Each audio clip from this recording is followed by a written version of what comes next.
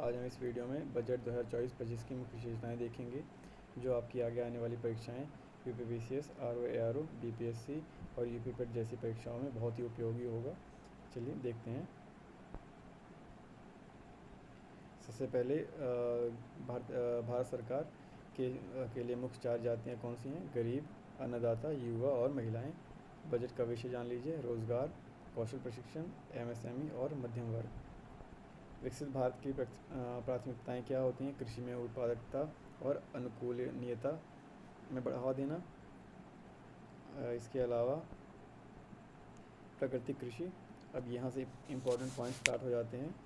पहला, प्राकृतिक खेती कृषि अगले 2 वर्षों में देश में 1 करोड़ किसानों को प्रमाण पत्र देकर प्राकृतिक कृषि स्टार्ट की जाएगी। इसके अलावा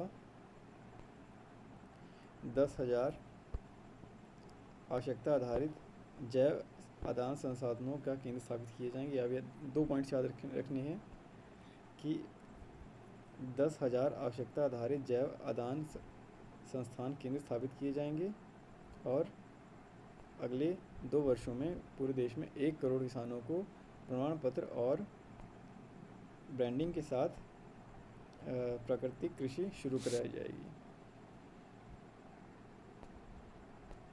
अगला कुछ इंपॉर्टेंट पॉइंट देख लेते हैं। ये सबसे इम्पोर्टेंट पॉइंट है कि नई किस्मों को शुरू करना नई किस्मों को शुरू करना।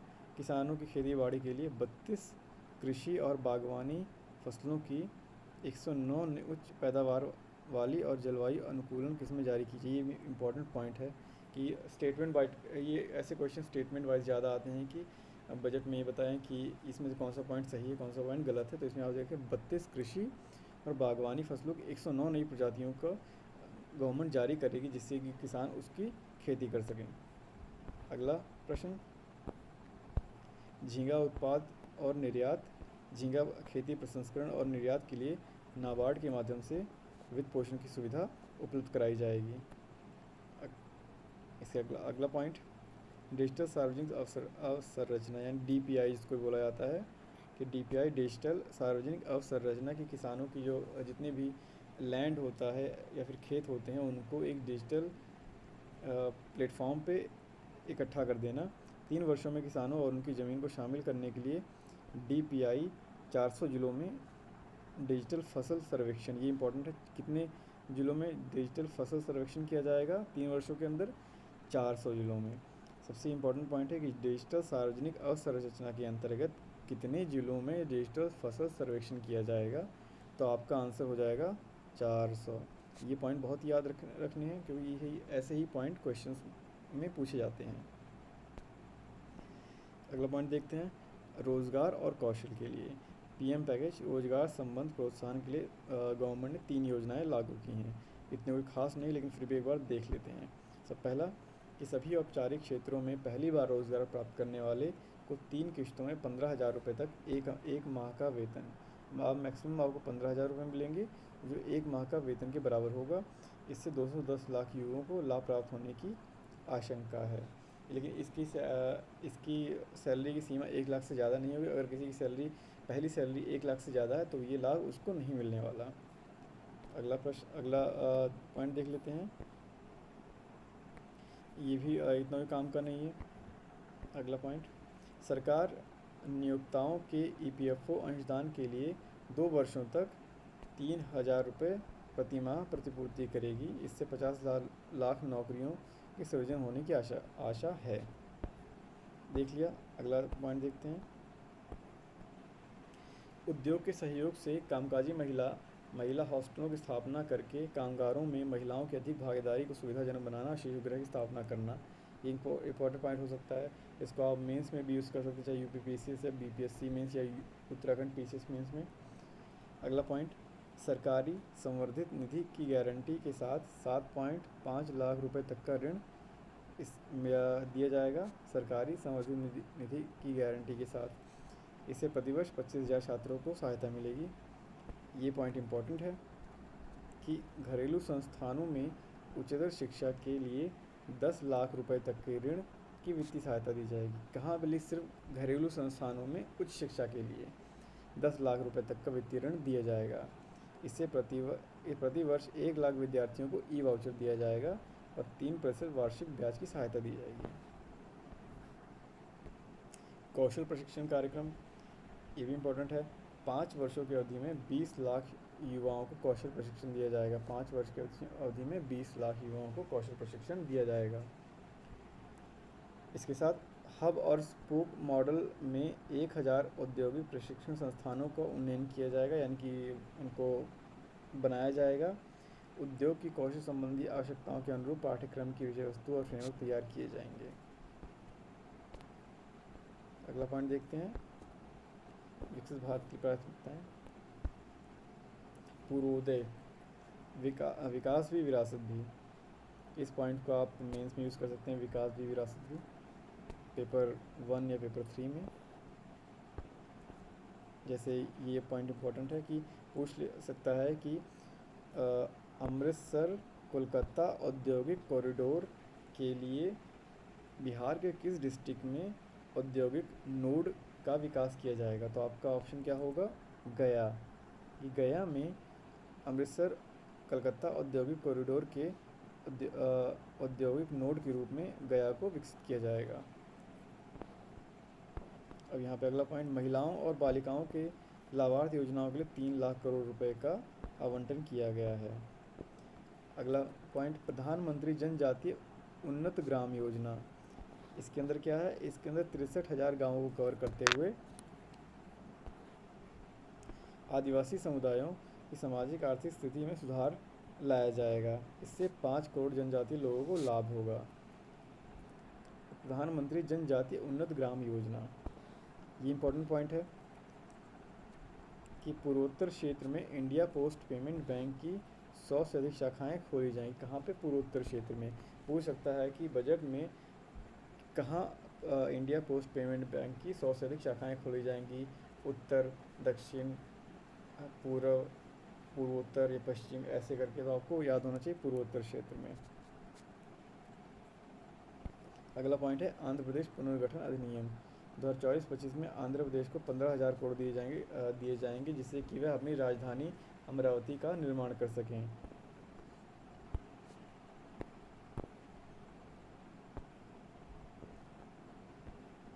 अगला पॉइंट जो भी इम्पोर्टेंट होगा मैं आपको बताते चलूँगा कि जैसे ये मुद्रा ऋण, ये बहुत इंपॉर्टेंट पॉइंट है कि मुद्रा ऋण है कि तरुण श्रेणी में ऋण सीमा को वर्तमान 10 लाख रुपए से बढ़ाकर 20 लाख रुपए किया गया।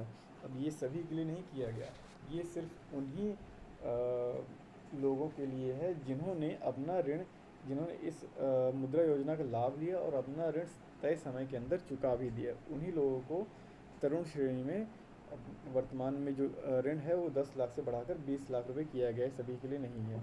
ये पॉइंट देखने वाला है।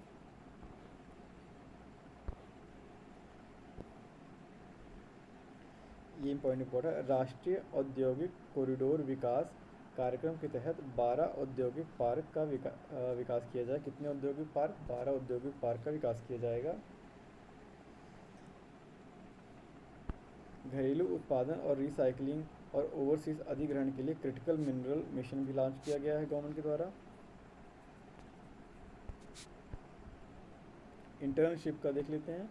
इंटर्नशिप में क्या दिया है? 5 वर्ष की अवधि में 1 करोड़ युवाओं को शीर्ष 500 कंपनियों में इंटर्नशिप के अवसर उपलब्ध कराने की योजना है। कितने युवाओं को? 1 करोड़ युवाओं को 5 वर्षों में 500 टॉप 500 कंपनियों में इंटर्नशिप का अवसर। इसी के माध्यम को 5,000 रुपये तक का भत्ता और 6,000 का एककालिक सहायता भी दी जाएगी। शहरी विकास पे देख लेते हैं। चयनित नगरों में 100 साप्ताहिक हाट अथवा स्ट्रीट फूड हब का विकसित करने की योजना चल रही है। अगला, ट्रांजिट उन्मुख विकास। 30 लाख से इम्पोर्टेंट पॉइंट है, 30 लाख से अधिक जनसंख्या वाले 14 बड़े नगरों के लिए ट्रांजिट उन्मुख विकास किया जाएगा, यानी कि वहाँ पर जो ट्रांसपोर्ट सिस्टम है और मजबूत किया जाएगा। कितने? 14 बड़े नगरों के लिए। अब ये इंपॉर्टेंट पॉइंट है जल प्रबंधन के ऊपर इंपॉर्टेंट पॉइंट, आप इसको मेंस में यूज़ कर सकते हैं एज अ डाटा। जल आपूर्ति, सीवेज ट्रीटमेंट और ठोस कचरा प्रबंधन परियोजना तथा विश्वसनीय परियोजनाओं के माध्यम से 100 बड़े शहरों में ये सब सुविधाएं उपलब्ध कराने का इनका लक्ष्य है। कितने बड़े शहरों? 100 बड़े शहरों में जल आपूर्ति, सीवेज ट्रीटमेंट आदि की सुविधाएं उपलब्ध कराने का इनका लक्ष्य है। पीएम आवास योजना 2016 में लॉन्च की गई थी। अब 10 इसके अंदर शहरी क्षेत्र में 1 करोड़ और ग्रामीण क्षेत्र में 2 करोड़ यानी टोटल 3 करोड़ आवास बनाने का लक्ष्य रखा गया है।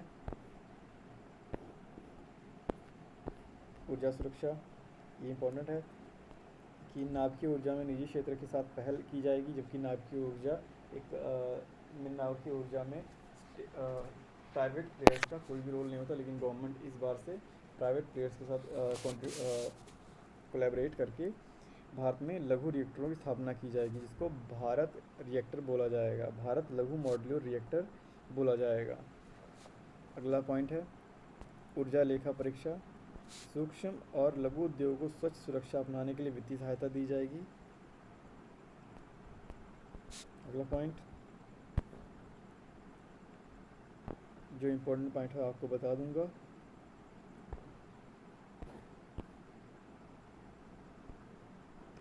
पीएम सूर्य घर मुफ्त बिजली योजना, इसमें आप पॉइंट याद रख लीजिएगा कि इसमें 1 करोड़ घरों को मुफ्त बिजली मिलेगी, 300 यूनिट प्रति माह मिलेगी।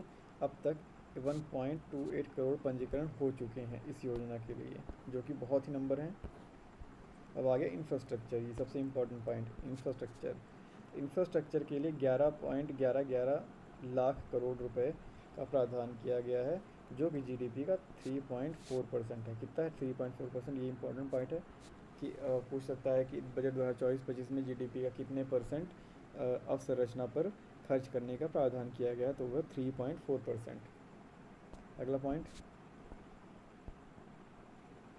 25,000 ग्रामीण बसावटों को 12 मासी सड़क उपलब्ध कराने के लिए प्रधानमंत्री ग्राम सड़क योजना का चरण 4 शुरू किया जाएगा। चरण 4।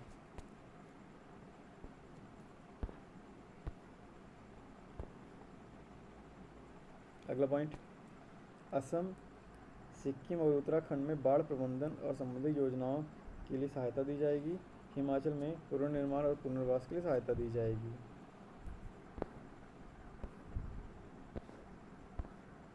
ये इम्पोर्टेंट है। काशी विश्वनाथ मंदिर कॉरिडोर के मॉडल पर विष्णुपद मंदिर कॉरिडोर और महाबोधि मंदिर कॉरिडोर का विकास किया जाएगा। विष्णुपद मंदिर कॉरिडोर कहाँ पे? गया में है, और महाबोधि मंदिर कॉरिडोर कहाँ पे है? बोध गया में है। इस राजगीर का भी व्यापक टूरिज़्म के पर्पज़ से डेवलपमेंट किया जाएगा। नालंदा विश्वविद्यालय को इसका गौरवशाली स्थान दिलाने के अलावा नालंदा का पर्यटन स्थल के रूप में विकास किया जाएगा। उड़ीसा में भी सेम ऐसी टूरिज़्म डेवलपमेंट का काम किया जाएगा। अगला कुछ इंपॉर्टेंट पॉइंट मैं आपको जरूर बताऊंगा। अंतरिक्ष अर्थव्यवस्था, स्पेस इकोनॉमी। 1,000 रुपये का एक वेंचर कैपिटल फंड बनाया जाना है। तो इससे क्या होगा कि जो भी नए नए स्टार्टअप्स हैं उनको फंड दिया जा सकेगा, ताकि वो स्पेस रिसर्च में उनको फंडिंग मिल सके। बहुत इंपॉर्टेंट पॉइंट है। 1,000 करोड़ रुपए तक का एक वेंचर कैपिटल फंड बनाया जाना है। किसके लिए? स्पेस इकोनॉमी के लिए, स्पेस अर्थव्यवस्था के लिए, अंतरिक्ष अर्थव्यवस्था। ग्रामीण और शहरी भूमि संबंधी कार्य।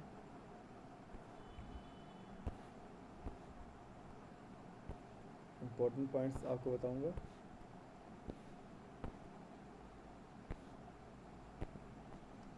अब ये इम्पोर्टेंट पॉइंट है, आप देख सकते हैं क्वेश्चन कि वित्त वर्ष 2024 में भारत की विकास दर कितनी रही? 8.2%। याद रखिएगा कि बजट में वर्ष 2024 के लिए वार्षिक विकास दर कितनी रही? 8.2%।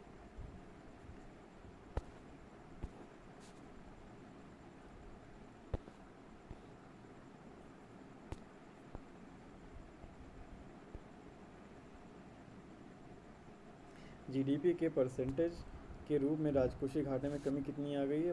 फाइनेंशियल 2021 में 9.2% था, जो कि फाइनेंशियल 2024 में 5.6% है। याद रखिएगा, फाइनेंशियल ईयर 2024 वित्तीय वर्ष 2024 में राजकोषीय घाटे में कमी होकर के 5.6% हो गई है। मुद्रास्फीति नियंत्रण है। कर प्रस्ताव,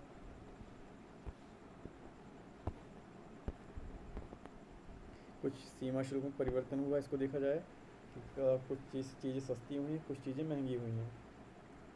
जैसे कैंसर की 3 और दवाइयों पर सीमा शुल्क से पूर्णतः छूट हो गई है। Mobile phone, mobile charger, mobile PCBA पर बीसीडी घटाकर 15% कर दिया गया है। सोने और चांदी की सीमा शुल्क घटाकर 6% कर दी गई है। प्लेटिनम पर 6.4 है। याद रखिएगा कि सोना और चांदी पर 6% है, जबकि प्लेटिनम पर 6.4% है। ऐसा कन्फ्यूजन करने के लिए आपको तीनों को एक साथ डाल सकते हैं कि सोना, चांदी और प्लेटिनम पर शुल्क घटाकर 6% कर दिया गया है। यह स्टेटमेंट सही है कि गलत है, तो आपको पता होना चाहिए। क्योंकि झींगा और फिश फीड जो है हमारे ओशन रिसोर्सेज का बहुत बड़ा एक्सपोर्ट का पार्ट होता है, तो इस पर बीसीडी घटाकर 5% कर दी गई है। याद रखिए, झींगा और फिश फूड पर।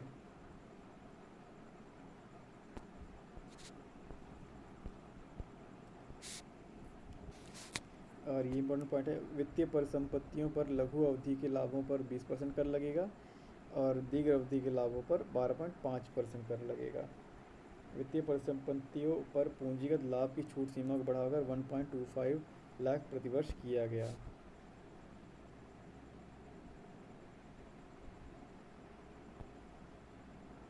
अब टैक्स स्लैब देख लेते हैं कि आइस में 0 से 3% तक, अगर आपका 0 से 3 लाख के बीच में आपका इनकम है तो आपको कोई टैक्स नहीं देना।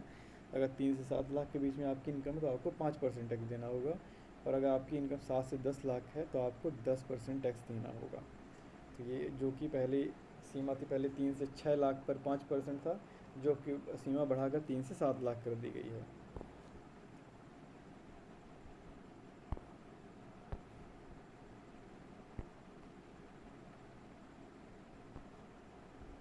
अब यह देख लेते हैं रुपया सबसे ज़्यादा कहाँ से आता है।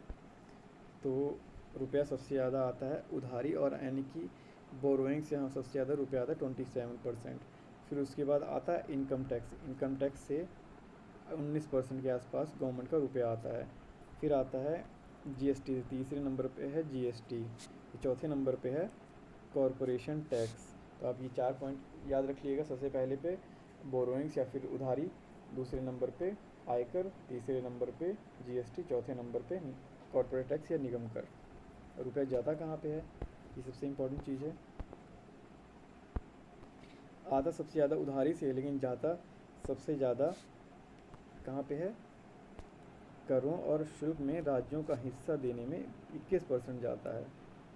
फिर उसके बाद 19% जाता है ब्याज भुगतान में, जो कि हमने उधारी ली हुई है।